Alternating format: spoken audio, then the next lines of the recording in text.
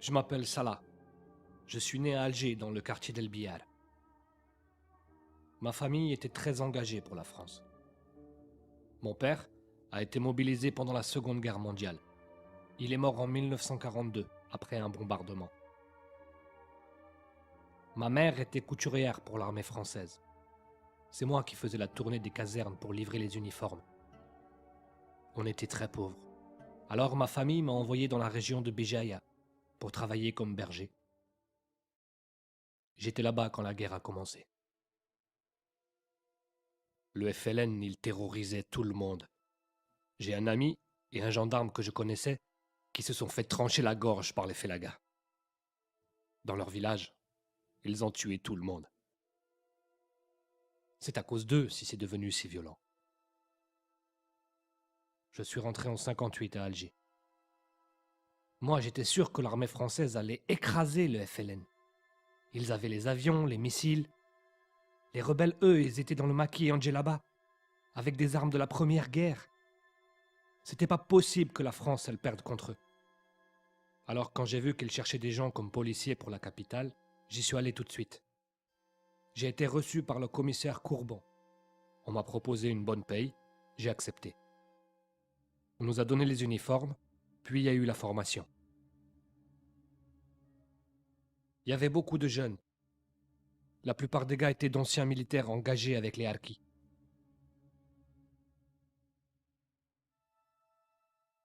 Le 25 décembre 1959, on est parti pour Marseille en bateau avec le capitaine Montaner. Il est resté avec nous pendant toute la traversée. Il nous a parlé de notre mission, de l'organisation du FLN à Paris, que c'était à nous de les combattre, que la France comptait sur nous.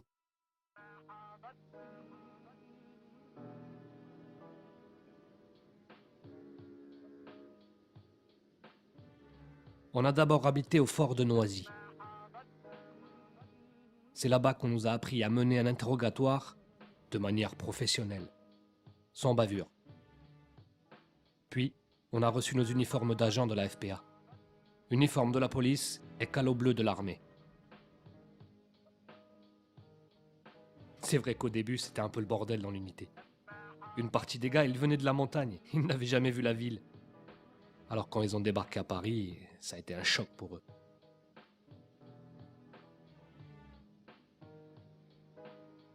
Nous, on était spécialisés dans la lutte contre les FLN. On travaillait sur leur terrain. On était divisés en secteurs qui reprenaient l'organisation du front. On a commencé par nettoyer le 13e. On avait repéré plusieurs hôtels. C'était des plans Café Laga. Alors on est venu, on a viré tout le monde et on s'est installé. Moi, je dormais au 9 rue Harvey, avec le reste de la 4e section. Notre mission, c'était d'identifier les collecteurs du FLN. On devait empêcher les ouvriers de payer la cotisation. On travaillait la nuit pour être sûr que tous les locataires soient bien là. On en prenait quelques-uns et on les amenait dans un autre hôtel. Comme ça, le racketteur, il ne les retrouvait pas. Pour les autres, si on trouvait des armes ou quelque chose, on l'amenait au poste pour l'interroger. Dans la cave, on avait installé des salles pour ça. On a raconté beaucoup de bêtises sur les interrogatoires. Évidemment, on n'était pas tendre. Mais faut arrêter. Nous, on leur faisait peur. On leur mettait le calibre sur la tête et on disait « Si tu parles pas, je te tue. Je te mets dans un sac avec écrit traître au FLN et je te balance à la Seine. » Les gars, ils parlaient. Tout le monde parlait.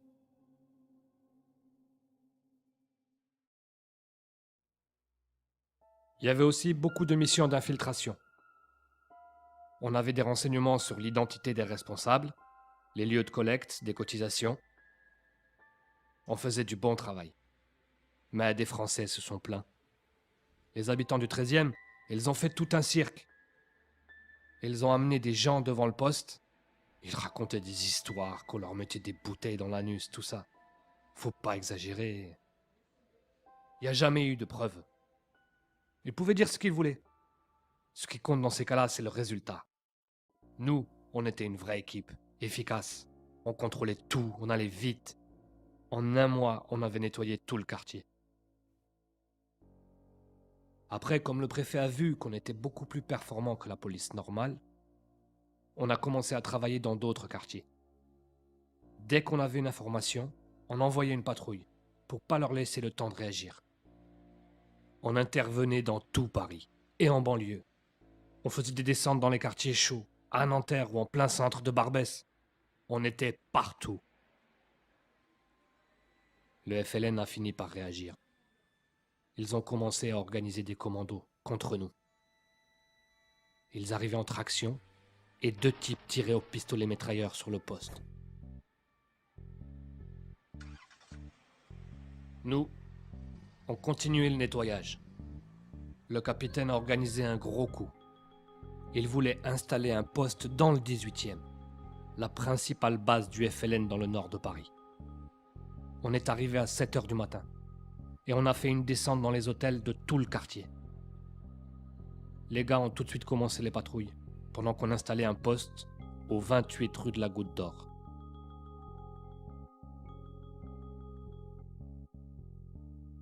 Est inimaginable sans la présence et sans l'action de la France. Je dis que la France a pris ses résolutions et qu'elle a un plan net et ferme, qu'elle suit ce plan et qu'il s'agit pour elle, avec les Algériens, d'obtenir la transformation de l'Algérie de telle sorte que s'y révèle la personnalité nouvelle de ce pays. Je crois que c'est là que j'ai compris que c'était perdu. Pour nous, ça voulait dire plus de retour possible. Ça a lâché un froid dans les équipes. Certains se mettaient à douter. On parlait moins entre nous. Faut dire que les conditions n'étaient pas faciles. On était jour et nuit sur la brèche. On n'avait pas le droit de sortir seul, même en permission. On sortait toujours armés, à 3 minimum. Un soir, une bombe a explosé dans la salle à manger de l'hôtel, en plein dîner du capitaine. Sûr qu'un gars de la maison était dans le coup. Il y en avait plusieurs. C'était des retournés. On les a engagés après un interrogatoire. Ils savaient pas trop où ils en étaient, ceux-là. Le 1er avril, dans la soirée, il y a eu plusieurs attaques. On a eu 3 blessés. Et ils ont tué un collègue, rue Harvey. Le lendemain soir, ça a recommencé. Mon ami Raïd a reçu une balle au poumon. Il est mort sur le trottoir.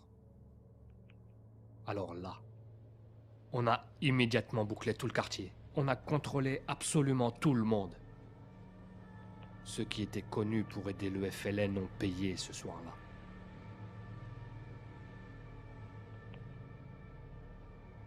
Au poste, c'était tendu. Ça en venait souvent aux mains. Il y en avait, ils étaient paumés. Ils disaient que le capitaine avait menti. Des collègues buvaient en service, fumaient du kiff. Ils faisaient les cons avec leurs armes.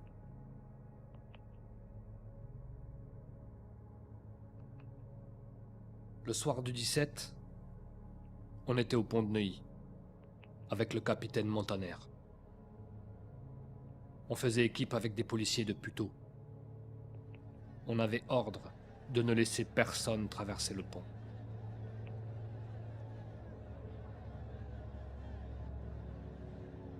Il y a d'abord eu une première vague, qu'on a facilement contrôlée. Après, il y en a eu une deuxième. Ils étaient bien 2000.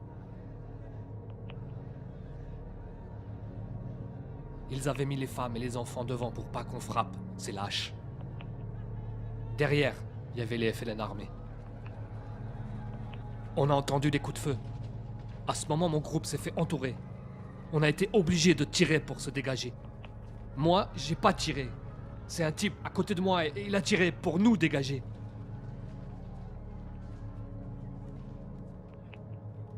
Ça n'a pas été facile de maîtriser. Mais finalement, on s'en est bien sorti. On a passé toute la soirée à tourner dans Nanterre. C'est vrai que ce soir-là, il y a eu de la casse, mais pas comme on raconte. C'était un acte de guerre de la part du FLN. On a réagi comme il fallait.